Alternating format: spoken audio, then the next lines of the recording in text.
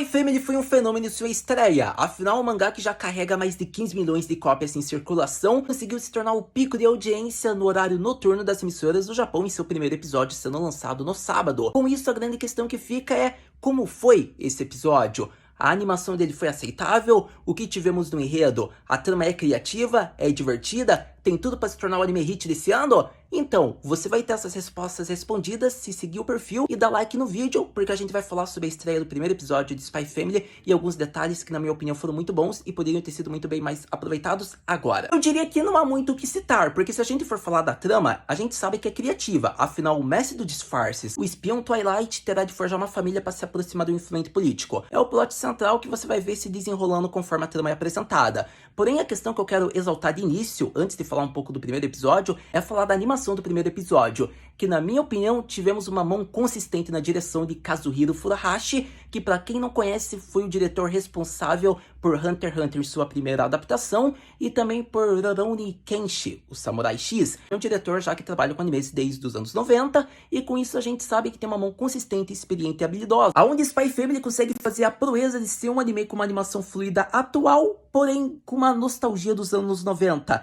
Isso se deve ao fato que por mais que o diretor tenha experiência e consistência por trabalhar há anos, vemos que ele tem o suporte dos diretores-chefes de animação que foram character design de Shingeki no Kyojin, de Promised Neverland, e isso possibilita com que eles possam conversar na forma como eles fazem sombreamento, coloração, escolha de palhetas. Isso possibilita com que na dinâmica da forma como eles animam na sequência de ação, o anime ganhe uma expressividade muito maior, ficando mais impressionante e criativo. Então, na minha opinião, a gente sabe que isso foi muito bom, muito bem trabalhado. Ok, episódio em termos de animação foi excelente. Poderia ficar melhor? Só se a gente tivesse Mamoru Hatekeyama, que é o diretor de Kaguya-sama Love is War. Ele consegue apresentar ideias vagas a serem exploradas de uma dinâmica muito mais propícia e criativa. Isso seria interessante para a dinâmica da telepatia da filha paranormal do espião, porque a gente teria possivelmente uma cena original, mas que fosse representando a fidelidade do material original. Com a direção do diretor de Spy Family, a gente tem algo consistente e fiel.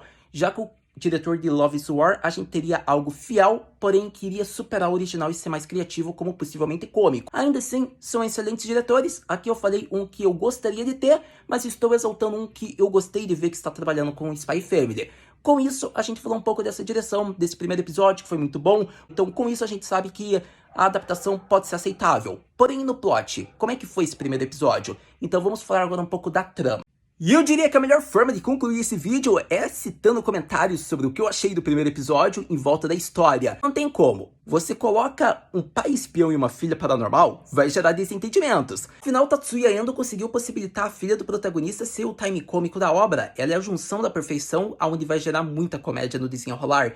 Pense comigo, ela possui o poder paranormal, porém ela tem a inocência como mente de uma criança de 5 anos. Isso vai gerar em vários desentendimentos que vão virar muitas cenas cômicas, por conta de que Anya pode causar um desastre, como pode salvar a pátria e fazer Twilight desencalhar até mesmo. Mas isso são informações pro segundo episódio. Mas é interessante, porque o primeiro episódio mostrou que a interação de pai e filha não deu certo, porque Anya ficava antecipando o que Twilight pensava, e o mesmo não entendia isso. Então eram cenas muito boas, que eu acredito que vão ser melhores no desenrolar da obra, conforme eles se intensifiquem na relação de ambos. Mas a grande questão, que uma das cenas mais bonitas que o episódio mostrou, foi no background de Twilight, o motivo do porquê ele se tornou um espião, como a forma com que ele se via na Anya. Isso foi algo que a garota conseguiu ler na mente dele e fez com que ela admirasse mais ele, fazendo com que ela queira continuar fortalecendo essa família, esse laço, o que nos emociona, criando impacto para o próximo episódio, que a gente mal vê a hora de ser lançado, porque teremos a waifu chegando para completar a família.